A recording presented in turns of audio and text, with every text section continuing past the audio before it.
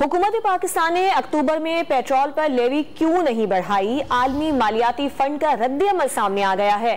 IMF نے حکومت کو شرائط پر عمل درآمد کی یقین دہانی کروا دی ہے۔ عالمی مالیاتی فنڈ نے واضح کیا ہے کہ پاکستان نے سپورٹ پروگرام کے تحت جن پالیسی معاہدوں پر اتفاق کیا ہے وہ اب بھی لاگو ہیں۔ IMF کی اسلام آباد میں نمائندہ ایستھر پیرس کا غیر ملکی خبر رساں ادارے کو انٹرویو میں کہنا ہے کہ پاکستان حکومت نے 7ویں اور 8ویں جائزہ پروگرام کے لیے جو پالیسی معاہدے کیے وہ امور قائم ہیں۔ ایستھر پیرس نے ایک سوال پر کہا کہ میکرو اکانومک استحکام برقرار رکھتے ہوئے سیلاب متاثرین کے لیے معاونت کا عمل تباہ کاری کا جائزہ لینے کے بعد شروع کیا جائے گا۔ متاثرین سیلاب کی مدد کیسے کی جائے، پالیسی امور پر آگے کیسے چلا جائے، آنے والے دنوں میں مذاکرات میں طے ہو جائے گا۔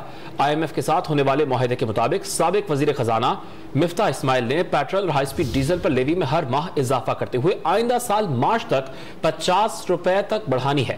فیصلے کے برعکس نئے وزیر خزانہ اسحاق ڈار نے 1 اکتوبر کو پیٹرول پر لیوی میں 5 روپے کمی کر دی۔